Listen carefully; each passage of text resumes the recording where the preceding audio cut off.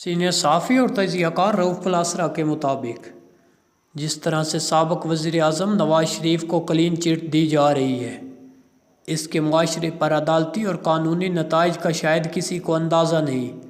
ये सूरत हाल 2018 में भी पैदा हुई थी, जब इमरान खान को पावर में लाने के लिए उस वक़्त की अदालतों और इस्टेब्लिशमेंट हलकों ने यही रवैया इख्तियार किया था। उस वक़्त के ताकतवर हलकों के नज़दीक मसाइल की जड़ नवाज़ शरीफ था, और अगर इसकी जगह इमरान खान को लाया जाए तो वो पाकिस्तान के सब मुआशी और समाजी मसाइल हल कर देगा। पाकिस्तान यकदम दुनिया के बड़े ममालिक की इकानमी को शिकस्त दे देगा। उनका ख्याल था शरीफ ख़ानदान ने पाकिस्तान को बहुत लूटा है, लिहाजा इमरान खान जैसा क्लीन बंदा लाना बहुत ज़रूरी है जो मुल्क को ठीक करेगा। ये अलग बात है कि जब इमरान खान से वज़ीर आज़म बनने के 10 दिन बाद पहली मुलाकात हुई तो उन्होंने काशिफ अब्बासी को कहा, काशिफ पूछो। काशिफ जो इस सवाल के लिए तैयार ना था फ़ौरन बोला, खान साहब लगता है आप हुकूमत करने को तैयार ना थे। आपकी तैयारी नहीं थी? इमरान खान फ़ौरन बोले, जी काशिफ तैयार नहीं था। मुझे तो पता ही अब चला है कि मुल्क को कितने बड़े मसाइल का सामना है।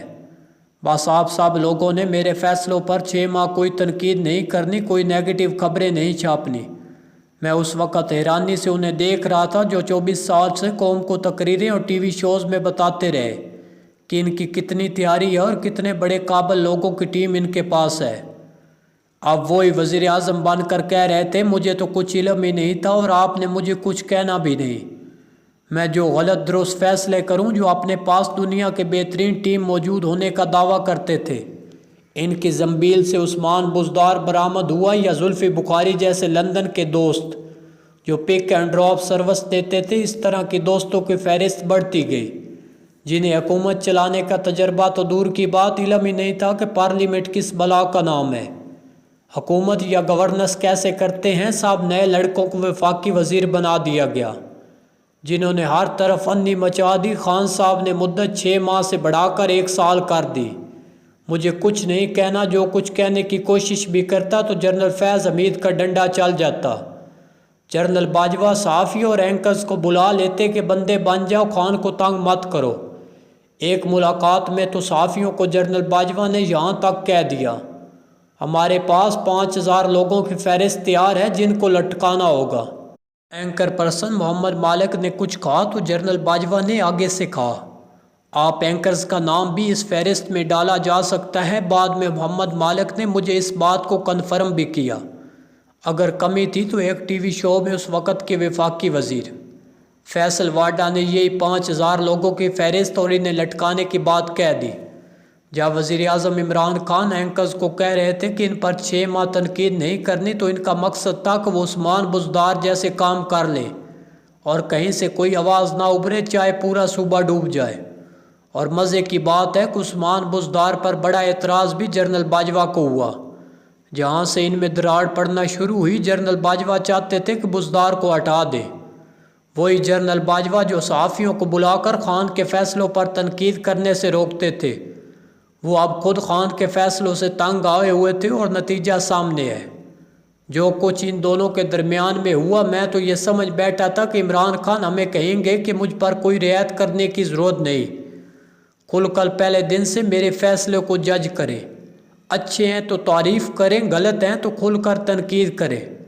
लेकिन उल्टा वो कह रहे थे, पहले 3 माह, फिर 6 माह और फिर 1 साल, और आखिर पर कहते थे मज़ीद 10 साल हुकूमत चाहिए होगी, फिर शायद वो कुछ कर पाएँ। उस वक़्त जब इमरान खान पार्लियामेंट के मेंबर थे, वो किसी भी कमेटी के रुकन ना बने, ना कभी पार्लियामेंट की कार्रवाई को सीरियस लिया कि वो कुछ जान पाते कि हुकूमत चलती कैसे है। कम अज़ कम खान साहब को public accounts committee, finance, foreign office और प्लानिंग डिवीज़न की कमेटियों का मेंबर बनना चाहिए था, ताकि वो गवर्नेंस समझ पाते और वज़ीर आज़म बनते तो जहाँ ब्यूरोक्रेसी से अच्छे अफसरान चुन सकते जो उनकी हुकूमत चलाते, वहीं वो गवर्नेंस इश्यूज़ को भी बेहतर हैंडल कर सकते थे। लेकिन इमरान खान अपोजिशन में होते हुए पार्लियामेंट ही नहीं जाते थे। किसी वज़ीर ने मुझे कहा कि आप बार बार ये बात करते हैं, लेकिन इनका पार्लियामेंट की कमेटियों का मेंबर बनना इनके वक़ार और सियासी कद के ख़िलाफ़ है। वो वैसे ही धरने देकर बैठे थे, लिहाजा जो सीखने का वक़्त था वो धरने और गाली गलौच में गुजर गया। और अब वो वज़ीर आज़म बन कर कह रहे थे मुझे तो कुछ इल्म ही नहीं, लिहाजा मुझ पर हाथ हौला रखे। जो इन्हें जिस मेहनत से लाए थे इसी मेहनत से उन्होंने फारग कर दिया, और आजकल वो जेल में वर्कर्स को तसल्लियाँ देते पाए जाते हैं। यही कुछ नवाज शरीफ को लाते वक्त किया गया था। अब उन्हें बेनज़ीर भुट्टो के खिलाफ खड़ा किया गया। जनरल असलम बेग गुलाम मुस्तफ़ा जतोई को 1990 के इलेक्शन के बाद वज़ीर आज़म बनाने के हक़ में थे, लेकिन जनरल हमीद गोल की टीम का दिल नवाज शरीफ पर आ गया। हालांकि सबको इल्म था कि नवाज शरीफ के कैपेसिटी इश्यूज़ हैं, लेकिन सोचा गया कि वो ताबेदार रहेंगे। जनरल हमीद गोल को लगता था वो नवाज शरीफ के हाथों अगले आर्मी चीफ बनेंगे, लेकिन उल्टा जनरल बेग और बाद में जनरल आसफ नवाज को बनाया गया तो वो नवाज शरीफ के दुश्मन हो गए। बाद में इमरान खान को सामने लाने और सपोर्ट देने में भी यही बात थी। नवाज शरीफ ने चीफ ना लगाया था। नवाज शरीफ अक्सर आर्मी चीफ लगाते वक्त मेरिट से हटकर दीगर अवामल पर गौर करते थे, जिनमें बरादरी, कस्में कुरान, ताल्लुकात, गारंटियाँ अहम होती थी। लिहाजा कई साबिक जनरल आज इनके खिलाफ हैं जो सीनियरिटी लिस्ट में थे लेकिन चीफ ना बनाए गए। खैर, अब नवाज शरीफ भी वापस आ चुके हैं। 3 दफ़ा वज़ीर आज़म बनकर भी उन्होंने गवर्नेंस सीखी, ना शफाफियत पर कभी एतमाद किया।